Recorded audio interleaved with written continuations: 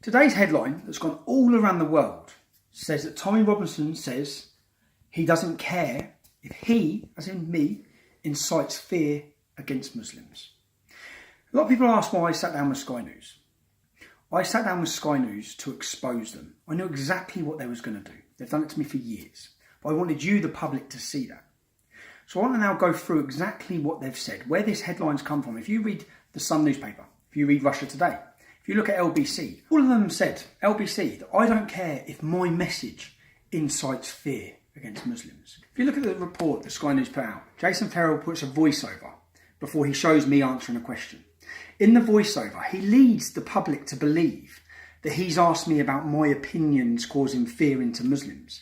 And then he cuts and edits an answer I give to a completely different question that's completely out of context. So it makes it look like I'm answering the question that he's put in his voiceover.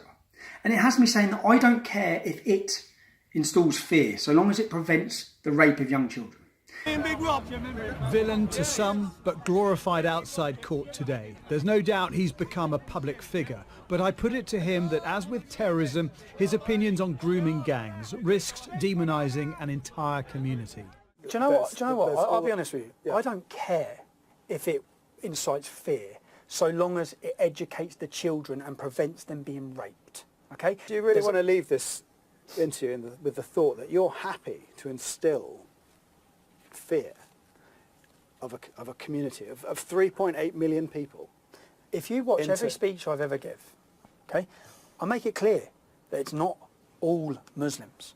I make that very clear every time I talk. Now, when you see in context what I'm talking about, what I was actually talking about was an educational video that was in Holland that was put out in schools to educate young girls against the manipulative way that Muslim men in Holland, Moroccan men, were grooming young victims. So it was educational so the children could see the telltale signs. We were talking about a video, not about me or my views, nothing to do with my views, yeah, a video. And I said, I don't care if it incites fear, because of the way they've cut and edited it. And then when you look at their headline, all of the headlines, Sky News run the headline, Tommy Robinson says, I don't care if I incite fear. I didn't say the word I said it. I didn't say the word incite, I said incites. They've actually changed two words, took letters off of both words, which completely changed the context of what I said. It makes it look like I'm talking about my views, which I wasn't. You're going to watch the video in its entirety. I was talking about a video. I said, I don't care if the video. They've changed the words. They haven't even done a good job in their editing, because if you actually go on YouTube, on their own news report, YouTube, and you go into the transcripts, which you can get the transcript from the video, it says, I don't care if it. I didn't say I said it. I'm talking about a video. I'm not talking about me. Okay. Now, across the whole world today, all of the mainstream media and all journalists, everyone with a blue tick basically on Twitter, has run the story that Tommy Robinson says he don't care if me talking about myself, I've never said that. This is ultimate fake news. And it's gone all around the globe. And I sat down with them to show you this. What they've then done is then he's cut in. He asked me a question. There's more conversation in between. But then Jason asked me and turns around and says, are we going to end this conversation? He's got an earpiece in. They sat with me for 1 hour and 15 minutes. I knew why. To get sound bites. So I had Kevin Carroll, my cousin, secretly record the entirety of our conversation. So now I can show you, in context, everything that happened and everything that was said. And you will see that the headline you've read today, in every newspaper, by all the journalists, they've changed the words and they've completely changed the context.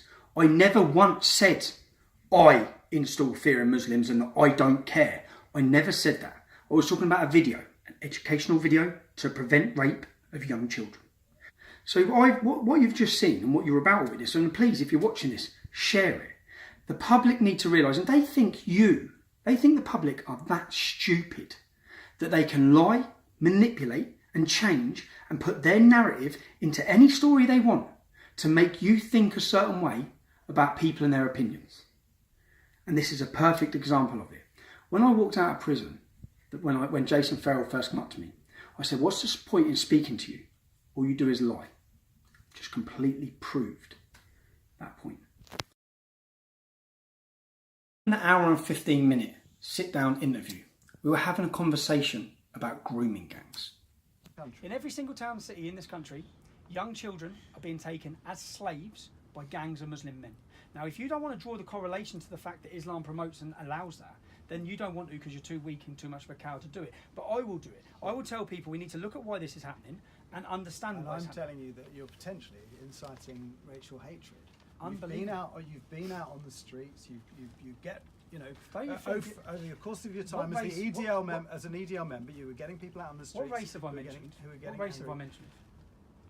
What race have I mentioned? You've mentioned Muslims, and you mentioned Muslims aren't a race.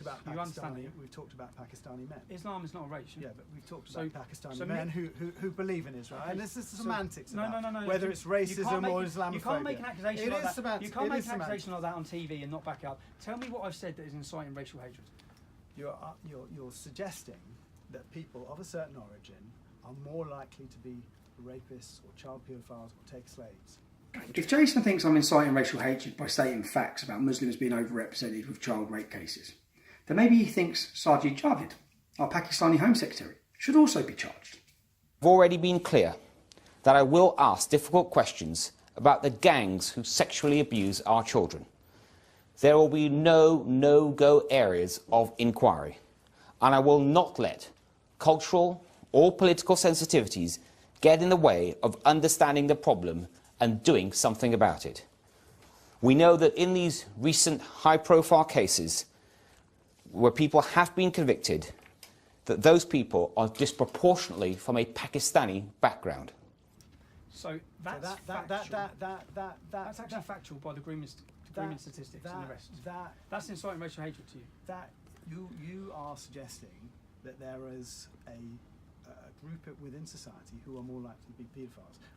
You might say the same about the Catholic Church, for example. There is actually. If we look at people who run churches, and there is a higher percentage chance that the person running there's a higher percentage chance that the person running the Catholic Church is going to be a paedophile than the person running a Buddhist church, or a Sikh temple. That's a fact. Okay.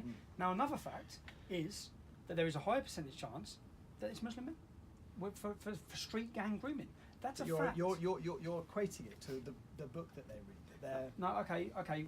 When I sit on TV and I watch Boko Haram, who are a terrorist organisation in Nigeria, when they kidnapped 200 Nigerian women, we all saw the campaign "Free Our Girls." Yeah, we saw every political leader holding it. What the leader of Boko Haram said on the camera is, "Mohammed has commanded us to do this." That's not me equating it. That's the leader telling us why he's took those girls. Now he clearly says, we've took those girls because Mohammed commanded us to. If you look at ISIS and all the sex slaves they've taken, they clearly state this is justified under Sharia, that's why we're doing this. Now what I'm saying is, if we've got sex slaves being taken in every Islamic country in the world, and then we look at the statistics in Britain, and we see that the majority, 90% of these grooming convictions, brothers are sharing young children as victims, cousins, fathers and sons. Okay? Yeah. There's something seriously different within this community that views how this is.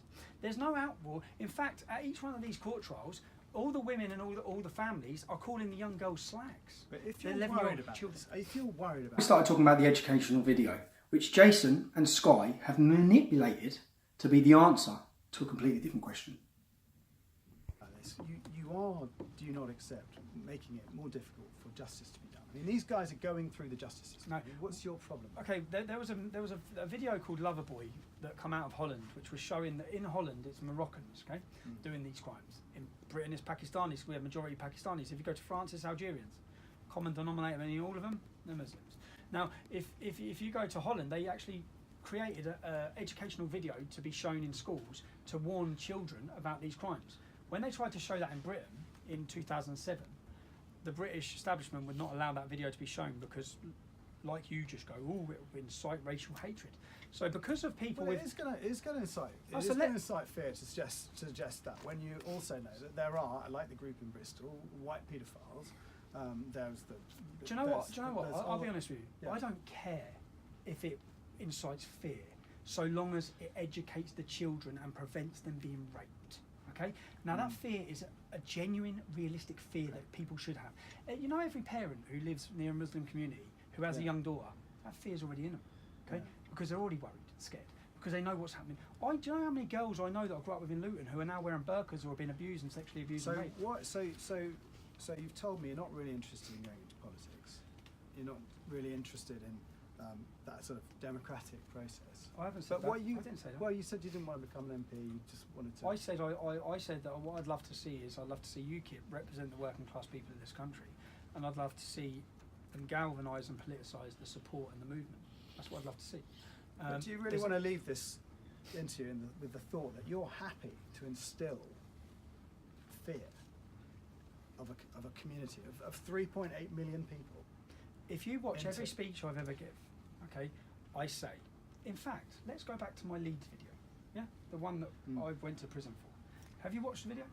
No, it was taken down. Oh, you've never watched the video? No, it's not been taken. Live stream. It's not been taken down. It's online now. Okay. Okay. So you haven't watched the video? No. In that video, I make it clear that there are many young Muslims that I've grown up with who would be as disgusted as me with what's happened to these children. Okay, I make it clear that it's not all Muslims. I make that very clear every time I talk. Okay, but just because the problem is identified from coming from that community, I'm not going to stop saying it or stop educating or stop telling the truth about it. Now, what you seem to have had a problem with so far is truth and facts. You don't like the reality of what the teachings of Islam are, and you have a problem with me identifying. No, I'm just saying. So now you've seen the actual footage in context. You've seen that I never once said I don't care that me personally, incites fear. I never said that. It's a complete and utter lie. You've seen that Sky News in their headline have changed 2 words to fit their narrative to paint me in a negative picture. You've seen the ultimate fake news. Sky News' job and the media's job is supposed to be report the news. That was supposed to be an interview where you get an in-context conversation about my views. And they've done everything they can to change that and swing it in a negative narrative. That is not journalism. That's propaganda.